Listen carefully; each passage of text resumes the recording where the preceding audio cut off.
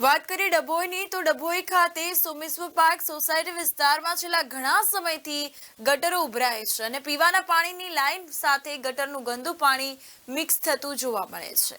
ત્યારે વિસ્તારના લોકો કેટલાક દિવસથી બહારથી પીવાનું પાણી મંગાવે છે। નગરપાલિકા વહીવટીતંત્રને વારંવાર લેખિત મૌખિક રજૂઆતો કરવા છતાં આંખ આડા કાન કરતા વિસ્તારના રહીશોમાં ભારે આક્રોશની લાગણી ફેલાઈ છે।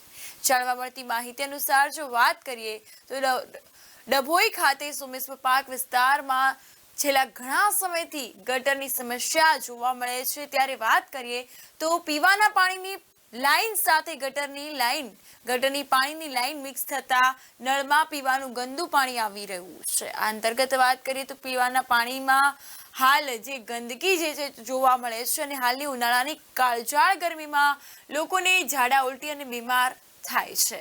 ત્યારે છેલ્લા ઘણા સમયથી ડભોઈ વિસ્તારમાં હાથ પગ દુખાવા તેમજ તાવ કમળા જેવા અનેક રોગો જે છે તે જોવા મળી રહ્યા છે। દર્દીઓ પણ હોસ્પિટલમાં જોવા મળ્યા છે। ત્યારે છેલ્લા ઘણા સમયથી વિસ્તારના રહીશો દ્વારા નગરપાલિકા વહીવટીતંત્રની લેખિત અને મૌખિક રજૂઆતો કરવા છતાં એ નગરપાલિકા વહીવટીતંત્ર આંખ આડા કાન કરતા વિસ્તારના રહીશોમાં ભારે આક્રોશની લાગણી ફેલાઈ છે।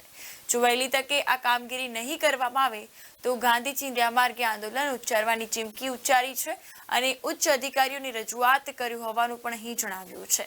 તો ગંદા પાણી અને ગટરની ઉભરાતી સમસ્યાનો ડભોઈ નગરપાલિકાના વહીવટીતંત્ર દ્વારા વહેલી તકે તેનો ઉકેલ લાવવામાં આવે, નિકાલ લાવવામાં આવે તેવી રહીશોની માંગણી ઉઠવા પામી છે। હવે વસઈવાળી જીનવાળા જે ગટર લાઈન જોડી રહ્યા છે તો અમારી માંગ છે કે આ બાજુ જોડે ના એમની લાઈન કાયદેસર એ લોકો આગળ ગેટ બની જોડ દે એમના બરાબર છે। એટલે આ બાજુ અમરબની બી પાણી ના ઉભરાય ને એમનું પાણી કાયદેસર આગળ જતું રહે।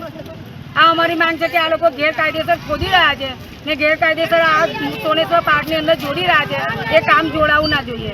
એ કાયદેસર અમારી આ માંગ છે કે એ લોકો ગેટ બની અમને આ પાણી કાઢી નાખે। અમારી સમસ્યા શું છે? અમારી સમસ્યા ગટરો ઉભરાય છે તો અમે કઈથી જોડવા દઈએ? અમાર બની 24 કલાક બધે ચોફેર ગટરો ઉભરાઈ રહી છે।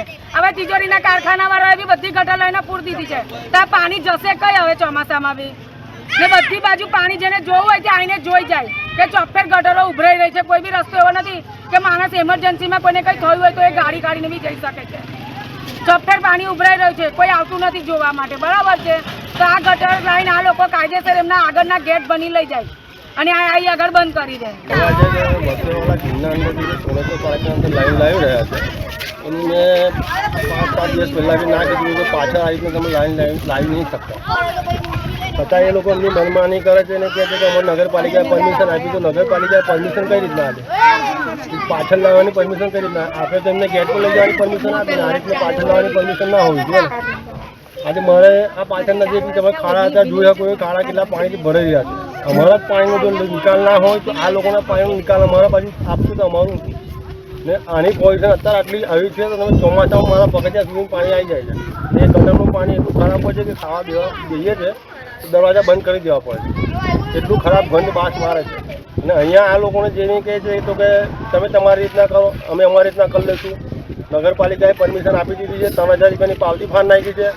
તો આ જે મેન રોડ છે એ મેન રોડ તોડીને આઉટ સાઈડ પર જે લાઈન જઈ રહી છે એ તોડવાની પરમિશન એ કઈ રીતના આપે છે? એટલે અમારી માંગ એ છે કે જે આની જે ગટર લાઈન છે રસોઈવાલા જીની ગટર લાઈન છે આમના ગેટ પર જવી જોઈએ, ના તો પાછળ સોમેશ્વર પાર્કમાં આવે।